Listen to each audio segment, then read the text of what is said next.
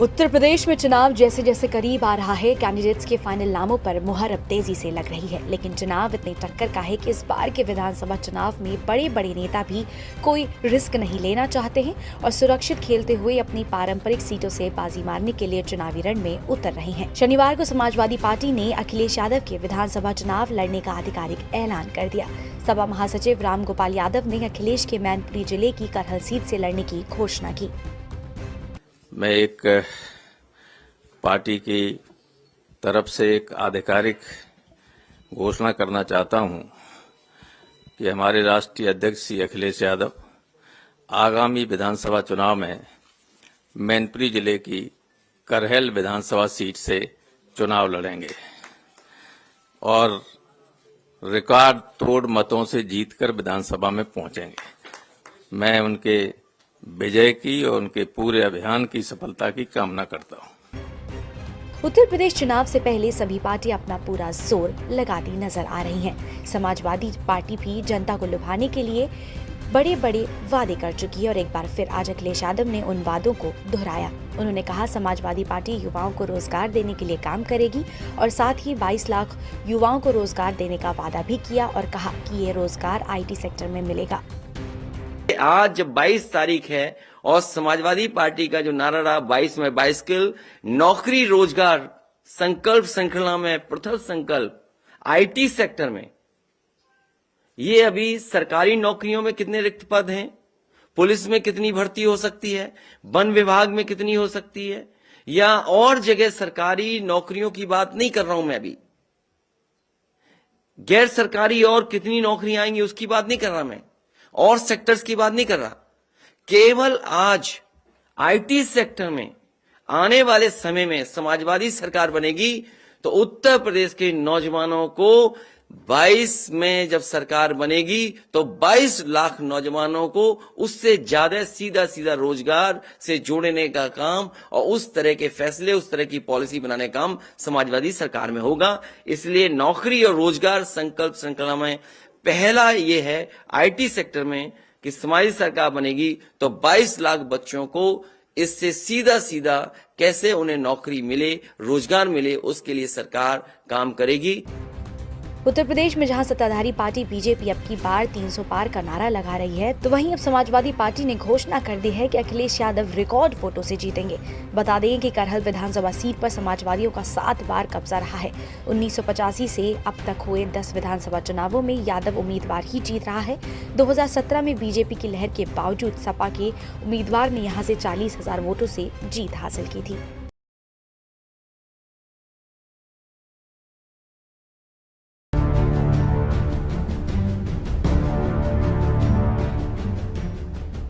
Bharatiya Janata party Uttar Pradesh में सत्ता में बने रहने के लिए अपनी पूरी ताकत झोंक रही है। उत्तर यूपी से लेकर पश्चिमी यूपी तक पार्टी के बड़े बड़े नेता अपने दौरे कर रहे हैं। दिल्ली से पार्टी के दिग्गज नेता यूपी में ही विराजमान हैं। तो इसी कड़ी में पार्टी के स्टार प्रचारक अमित शाह भी आज यूपी में ही रहे। उन्होंने आज यूपी के कैराना में कमाल संभाल रखी थी। उत्तर प्रदेश विधानसभा चुनाव के पहले और दूसरे चरण के लिए गृह मंत्री अमित शाह ने बीजेपी के लिए आज डोर टू डोर कैंपेन किया। शनिवार वो कैराना पहुंचे। अमित शाह ने घर घर पर्चे बांटे। इस दौरान बीजेपी के समर्थक भी मौजूद थे। शाह ने यहां पहुंचकर एक बार फिर से हुंकार भर के कहा कि योगी सरकार की वजह से हमें पलायन कराने वाले लोग अब खुद पलायन कर गए। पार्टी कार्यकर्ताओं के साथ गृह मंत्री शाह ने जैसे ही डोर टू डोर कार्यक्रम की शुरुआत की तो समर्थकों के जय श्री राम और योगी मोदी जिंदाबाद के नारों से वातावरण बीजेपी मई दिखा। रिमझिम बारिश के बीच भारी भरकम समर्थकों के साथ कैराना पहुंचे अमित शाह ने जनता से बीजेपी को जिताने की अपील की। इस दौरान अमित शाह ने कहा कि कैराना में आज का माहौल देखकर उन्हें बड़ी शांति मिलती है। पूरे प्रदेश में विकास की एक नई लहर दिखाई देती है। पीएम मोदी ने जो योजनाएं भेजी हैं उसे सीएम योगी ने नीचे तक लागू किया। पहले कैराना में लोग पलायन करते थे। अगर राज्य में कानून व्यवस्था बनाए रखना है, तुष्टीकरण और एक जाति के लिए काम करने वाली सरकारों की प्रथाओं को खत्म करना है तो बीजेपी को विजयी बनाए। बस अब चंद दिनों में उत्तर प्रदेश में चुनाव है। बीजेपी फुल ऑन चुनाव रथ पर सवार है। 10 तारीख से 5 चरणों में उत्तर प्रदेश में चुनाव शुरू हो जाएंगे और 10 मार्च को नतीजे सामने आएंगे और तब पता चलेगा कि क्या बीजेपी अपनी कुर्सी बचा पाई है या फिर राज्य में किसी और ने अपनी सत्ता बनाई।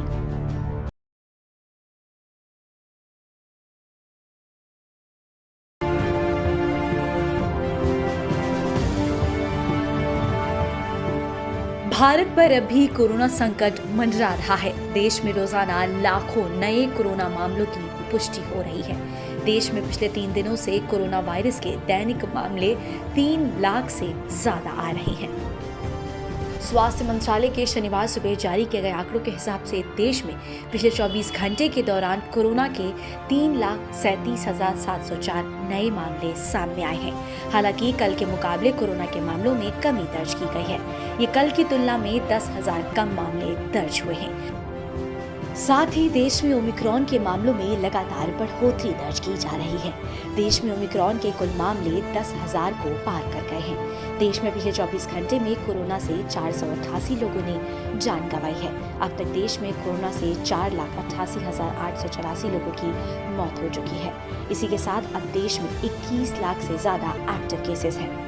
भारत में कोरोना की तीसरी लहर में एक बार फिर से रहे हॉटस्पॉट दिल्ली और मुंबई में कोरोना के नए मामलों में कमी देखने को मिल रही है, तो वहीं दक्षिण के कुछ राज्यों में कोरोना के केस लगातार बढ़ते दिखाई दे रहे हैं। कर्नाटक में पिछले कुछ दिनों में कोरोना का लगातार ग्राफ ऊपर ही गया है। शुक्रवार को यहां 48,000 से ज्यादा लोग संक्रमित पाए गए और 22 लोगों की मौत हो गई। इससे पहले गुरुवार को 47,000 लोग संक्रमित पाए गए थे।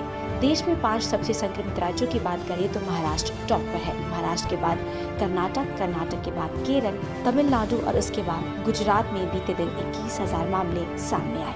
वहीं दिल्ली में शुक्रवार को डेली केस में गिरावट देखी गई है। दिल्ली में पिछले 24 घंटों में 10,000 नए संक्रमित मिले हैं और 38 मौतें दर्ज हुई हैं। दिल्ली में अब प्राइवेट ऑफिस को 50% क्षमता के साथ खोलने की अनुमति भी दे दी गई है। भारत में अब भी कोरोना को हल्के में नहीं लिया जा सकता, क्योंकि संक्रमितों का आंकड़ा अब भी लाखों में आ रहा है। इसीलिए सरकार लगातार लोगों से अपील कर रही है कि कोरोना गाइडलाइंस का सख्ती से पालन करें।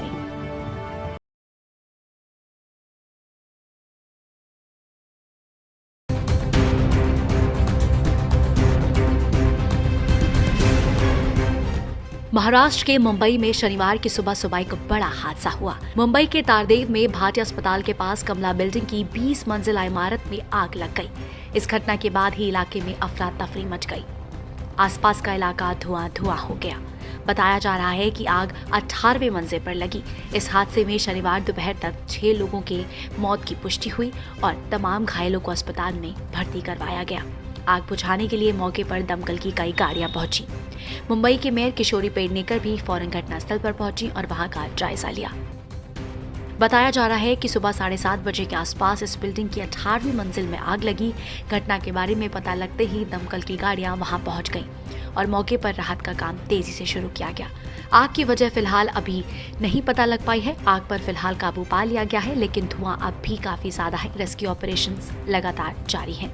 महाराष्ट्र के पूर्व मुख्यमंत्री देवेंद्र फडणवीस ने हादसे पर दुख जताते हुए कहा है कि ये एक दुर्भाग्यपूर्ण घटना है। उन्होंने ट्वीट कर लिखा, मुंबई के तारदेव में भीषण आग में अपने प्रियजनों को खोने वाले परिवारों के प्रति मेरी गहरी संवेदना। घायलों के शीघ्र स्वस्थ होने की प्रार्थना करता हूँ। INS report.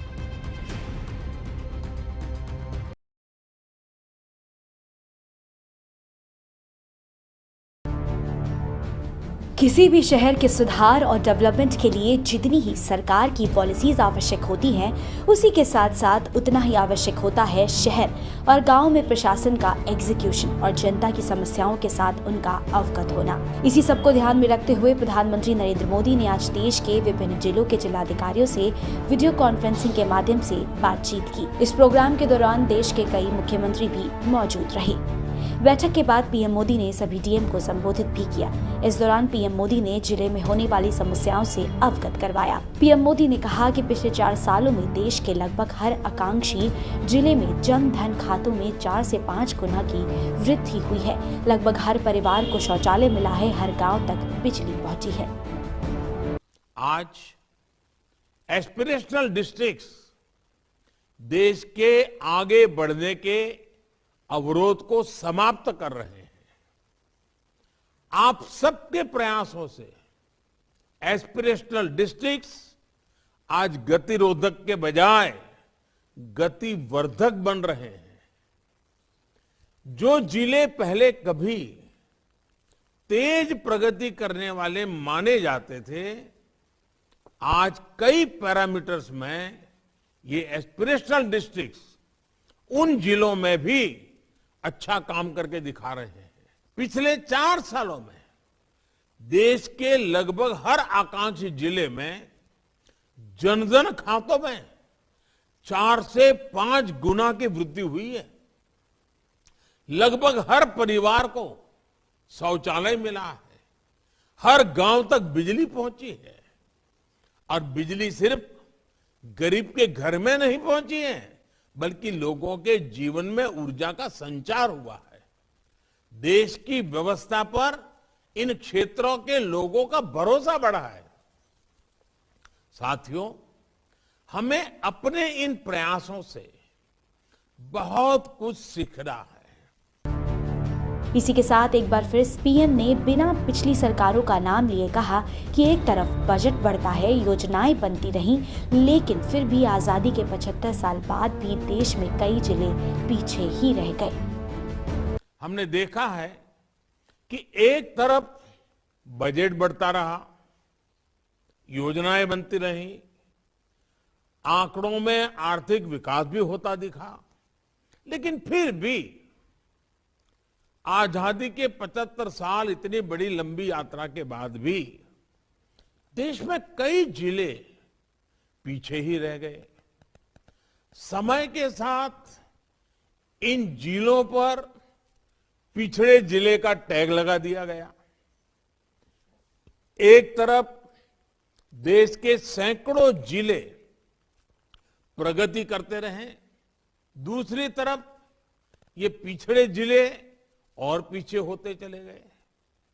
पूरे देश की प्रगति के आंकड़ों को भी ये जिले नीचे कर देते थे। समग्र रूप से जब परिवर्तन नजर नहीं आता है, तो जो जिले अच्छा कर रहे हैं उनमें भी निराशा आती है। पीएम मोदी ने आज इसी के साथ ये भी जानकारी दी कि सरकार के अलग अलग मंत्रालयों ने, अलग अलग विभागों ने ऐसे 142 जिलों की एक लिस्ट तैयार की है, जिन 1-2 पैरामीटर्स पर ये अलग अलग 142 जिले पीछे हैं। अब वहां पर भी हमें उसी कलेक्टिव अप्रोच के साथ काम करना है, जैसे हम आकांक्षी जिलों में करते आए हैं। गवर्नेंस का टॉप टू बॉटम और बॉटम टू टॉप फ्लो बहुत जरूरी है, पीएम मोदी ने कहा। इस अभियान का महत्वपूर्ण पहलू है टेक्नोलॉजी और इनोवेशन।